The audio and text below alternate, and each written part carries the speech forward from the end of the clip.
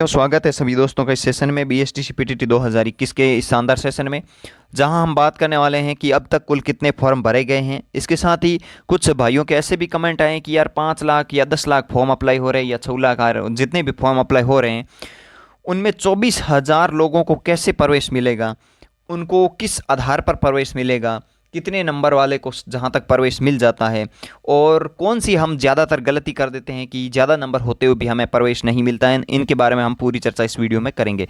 इसके साथ ही मैं पहले ही बता दूं आपको, फॉर्म कितने भरेंगे ये आपने इतने कमेंट किए हैं कि हद पार कर दी, इसीलिए मैंने इसकी कोई मेरे पास ऑफिशियली जानकारी नहीं है। मैं पहले ही बोल चुका हूँ स्पष्ट तरीके से कि अभी तक ये जानकारी नहीं आई है कि उस टाइम हमने देखा था 4 लाख लगभग 76,000 फॉर्म तो अप्लाई हो चुके थे और 1,10,000 फॉर्म ऐसे थे जिन्होंने उस टाइम 29 तारीख को फीस नहीं काटी थी, जिसकी लास्ट डेट 31 तारीख थी। ठीक है, 31 तारीख तक के बाद एक भी डाटा ऑफिशियली तरीके से नहीं आया है कि अब तक कितने फॉर्म भरे गए। मैं मेरे आधार पर और मेरे अनुभव और मेरे जहाँ तक मैंने जानकारी जुटाई है वहाँ तक की जानकारी देते हुए मैं पूरी जानकारी इसमें देने की पूरी कोशिश करूँगा कि अब तक कितने फॉर्म भरे गए हैं एवरेज और लगभग। ठीक है, और आपको एडमिशन कैसे मिलेगा। दूसरा पॉइंट ये रहता है कि रफ कार्य के लिए क्या करना होता है, क्या हमें वहाँ रफ कार्य के लिए कुछ मिलता है, क्या वहाँ पे पेज वेज एग्ज़ाम में बैठते हैं। तो उस रफ कार्य और ओएमआर सीट पर कल तक वीडियोज आ जाएगा जहाँ मैं बात करूँगा कि ओएमआर सीट में कैसे भरना है, क्या 10 क्वेश्चन टिक लगाने के बाद हमें भरना होता है या पर क्वेश्चन टिक लगाने के जस्ट बाद भर देना होता है, या कैसे ओएमआर सीट को हैंडल करते हैं, कितने क्वेश्चन कितने टाइम में भरने, कितने मतलब वो गोले भरने अनिवार्य होता है, रफ कार्य हम कहाँ पे करें, पेपर हमें मिलता है कि नहीं मिलता, इनकी जितनी भी जानकारी उस पर कल हम वीडियो बना देंगे। यहाँ आज हम बात करने वाले हैं कितने फॉर्म भरे गए हैं और इसके साथ ही 24,000 लोगों को कैसे प्रवेश मिलेगा। इसके साथ ही जो लोगों के भर्म हैं 19,000 सीटों का वो अभी भी निकाल दीजिए भैया, 19,000 नहीं है, 24,420 सीटें। मैं आपकी समस्या समझता हूँ और मैं उस समस्या से गुजरा हुआ हूँ, इसीलिए मैं इस सेशन को लेके आता हूँ। मुझे पता है कि इस सीटों पर कितना विवाद होता है। पिछली बार हमें भी बोला गया था। मैं 2018 का आपको डाटा दूं जिसमें 19,600 सीटें थी, उसके बाद और बढ़ गई थी और ज़्यादा से ज़्यादा कॉलेजें बढ़ी और अभी वर्तमान में 24,420 सीटें, 24,419 भी नहीं है, 24,420 है। और मुझे अब की बार उम्मीद है 25,000 क्रॉस करने की, क्योंकि हर बार बढ़ जाती हैं सीटें, तो बढ़ेगी बढ़ेगी। ठीक है, सीटों के बारे में तो मैंने जहाँ तक मेरी पूरी कोशिश थी आपको बताने की कोशिश की है। कुछ लोग समझ पा रहे, कुछ लोग नहीं समझ पा रहे। इसके साथ ही जो मैंने आपको 5 दिन का काम दिया था वो हमारा सुबह तक कल सुबह तक पूरा हो जाना चाहिए। 10 बजे तक कल आपका रीजनिंग का पूरा सिलेबस जितना भी आज आपका रहा है, इसीलिए मैं कोई क्लास लेके नहीं आया कि आज आप जहाँ तक है पूरे किताबों पर रहे, जहाँ तक आप महसूस कर सकते हैं 10 से 15 घंटे आज पढ़कर रीजनिंग पूरी कंप्लीट कर लीजिए। मुझे उम्मीद है जितने भी मेरे भाई बहन जुड़े हुए हैं पूरे के पूरे सेगमेंट को ज़रूर करेंगे और सुबह 10 बजे तक आप रीजनिंग कंप्लीट कर लेंगे और कल शाम तक हमारी जो सीरीज़ का है रीजनिंग का कंप्लीट एक टोटल सिलेबस पर टोटल क्वेश्चंस लेके और बहुत ज़्यादा से ज़्यादा क्वेश्चंस लेके कल शाम तक वीडियोस आ जाएगा, जो आप सभी को ज़रूर देखना है। ठीक है, और आज शाम तक 8 बजे लाइव करने की ज़रूर कोशिश करूंगा, जिसमें राजस्थान पुलिस और बीएसटीसी के क्या सिलेबस है उस पर चर्चा मैं करने वाला हूं। ठीक है, और इसमें हम बात कर लेते हैं फॉर्म के बारे में। तो फॉर्म के लिए बता दूं, जहां तक मुझे डाटा मिला और मैंने जहां तक कोशिश की है उसके मुताबिक अभी तक फॉर्म अप्लाई की डाटा 5 लाख मिला है, यानी 5 लाख फॉर्म अप्लाई हुए हैं। जितने भी ऊपर नीचे थे उन सभी को छोड़ दीजिए, आप 5 लाख प्लस ही मान के चलिए, 5 लाख से नीचे तो मानना ही नहीं है, 5 लाख फॉर्म है। ठीक है, एग्जाम में कितने बैठेंगे, आज तक का रिकॉर्ड है, बीएसटीसी हो चाहे किसी भी एग्जाम को हो, एसएससी तो एक ऐसा एग्जाम है जिसके अंदर 50% बच्चे हैं वो एग्जाम देने आते हैं। ठीक है, इसके अंदर आप मान के चलिए 4,70,000 से लेकर 80,000 तक एग्जाम में बैठेंगे, 4,70,000 से 80,000 के करीब एग्जाम में बैठेंगे, यानी 4,70,000 प्लस से मान सकते हैं एग्जाम। लेकिन भयंकर कंपटीशन लाख या फिर 50,000 के अंदर ही रहने वाला है, क्योंकि बहुत ज़्यादा पढ़ने वाले बच्चे वही होते हैं। और लगभग 470 और 80 के मध्य 4,70,000 और 4,80,000 के मध्य यहाँ तक एग्ज़ाम में बैठने की पूरी संभावना रहेगी। उसके बाद 24,000 को कैसे प्रवेश मिलेगा, तो मैं इसमें बता दूं कि पिछली बार एक भाई था जिसके 397 नंबर थे, 397 उनको प्रवेश नहीं मिला और 385 और 80 पर उनको सिलेक्शन मिल जाता था ओबीसी में। ऐसा क्या हुआ था कि पहला पॉइंट तो है सबको एकदम बराबर की वरीयता दी जाती है। इसमें ऐसा तो है नहीं कि आप समझते हैं भेदभाव, नहीं, कोई भेदभाव नहीं हो रहा है, सभी को सेम वरीयता दी जाती है। ठीक है, पहला पॉइंट ये क्लियर कर लिए। 24,000 सीटें मैं एक बार कैटेगरी पर बता चुका हूं। आपकी 21% सीटें अगर आरक्षित हैं तो इसमें से 21% पर ही ओबीसी को मिलेगा। अगर कोई जनरल कैटेगरी से ऊपर तक नंबर लाता, मतलब जनरल कैटेगरी के बराबर नंबर ले आता, तो उसको जनरल में प्रवेश मिल जाता है, और 21% में जनरल को नहीं मिलता है। इस तरह की मैंने पूरी जानकारी कैटेगरी वाइज दी है, जिसका वीडियो का लिंक डिस्क्रिप्शन में दे दूंगा, कैटेगरी वाइज पोस्टों का भी।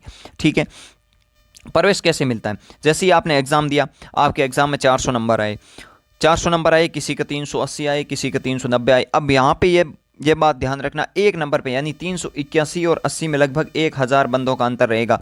ये अगर यहाँ पे रैंक आपकी 19,000 है तो यहाँ पे 20,000 आ जाएगी। एक हज़ार लोग एक नंबर पे बैठ रहते हैं, इसीलिए एक नंबर की वैल्यू समझना। ठीक है, और 24,000 को प्रवेश मिलने में सबसे ज़्यादा अहम या फिर सबसे ज़्यादा जो भूमिका निभाती है वो निभाती है काउंसलिंग।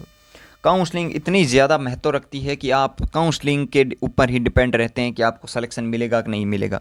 कुछ लोग हैं, मेरे भाई बहन हैं, जो 400 नंबर आवेश में आकर क्या करते हैं, 2-4 कॉलेजें भरते हैं कि हमें तो इसी कॉलेज में एडमिशन चाहिए, और 2-3 ज़िले भर के ऑल राजस्थान सेलेक्ट नहीं करते हैं और उनको कॉलेज नहीं अलॉटमेंट होती हैं। जिनके 400 या 410 या 450 तक नंबर भी आ रहे हैं तो उसको ऑल राजस्थान तो करना ही करना है। ठीक है, और काउंसलिंग के टाइम भी मैं आपको जहाँ तक पूरी गाइड करने का कोशिश करूँगा, जहाँ तक पूरे प्रोसेस बताऊँगा कि काउंसलिंग किस तरीके से करनी है, क्या करना है। लगभग 150 प्लस कॉलेजें आपको सेलेक्ट करनी होती है काउंसलिंग के समय, लगभग मान के चलिए। उसमें ज़्यादा से ज़्यादा डाइट कॉलेज सेलेक्ट करें, उसके बाद जो भी नज़दीकी प्राइवेट कॉलेज आप सेलेक्ट कर सकते हैं। ठीक है, सेकेंड स्टेप पर 33 जिले सेलेक्ट करें और ऑल राजस्थान सेलेक्ट करें, यही चीज़ इसमें रहनी चाहिए, तभी आपको जहाँ तक है कम नंबर वाले को भी प्रवेश मिलने की संभावना रहती है। और कुछ लोग ज़्यादा नंबर वाले होते हैं जो इसमें ये चीज़ सेलेक्ट नहीं करते हैं, और जहाँ तक उससे भी ज़्यादा नंबर वाले कुछ लोग बैठे रहते हैं जिनको इनमें प्रवेश मिल जाता है ज़्यादातर कॉलेज सेलेक्ट नहीं करने की वजह से। ठीक है, और वो पीछे रह जाते हैं और कम नंबर वाले भी वहाँ सेलेक्ट हो जाते हैं। ऐसा कुछ भेदभाव नहीं हो रहता है, लेकिन ज़्यादातर काउंसलिंग पर डिपेंड होता है। ठीक है, मैंने भी पिछली बार देखा था कि कुछ लोग हैं जो 400 नंबर आ रहे हैं तो भैया मेरे तो 7-8 कॉलेज भर दो, हमारा तो सिलेक्शन श्योर है, 100% है। ऐसी कोई गारंटी हम नहीं दे सकते कि 400 पे हो जाएगा या 380 पे नहीं होगा, 370 पे नहीं होगा। मैं कट ऑफ के बारे में फिर से बता रहा हूँ, हर किसी को बता रहा हूँ। जनरल से है तो 400 प्लस तो मान के चलो भाई, 400 नीचे सोचते ही क्यों। और SC ST किसी भी कैटेगरी से हो तो 370 से 80 के मध्य तो मान के चलो 370-80 प्लस नंबर लाने ही लाने हैं। और OBC वाले और जनरल वाले तो लगभग सेम ही रहते हैं, 390 से 95 पर लगभग। और फीमेल के लिए 365 से 70, 75, 65, 70, 75। फीमेल के लिए डाइट चाहिए तो लगभग 80-90 के करीब आपका सिलेक्शन हो जाता है। सभी MBC, SC ST, EWS, OBC सभी के लिए बता रहा हूँ, यही प्रोसेस है। अगर कोई 370 से नीचे आ रहा है तो सिलेक्शन लेना संभव नहीं है भैया।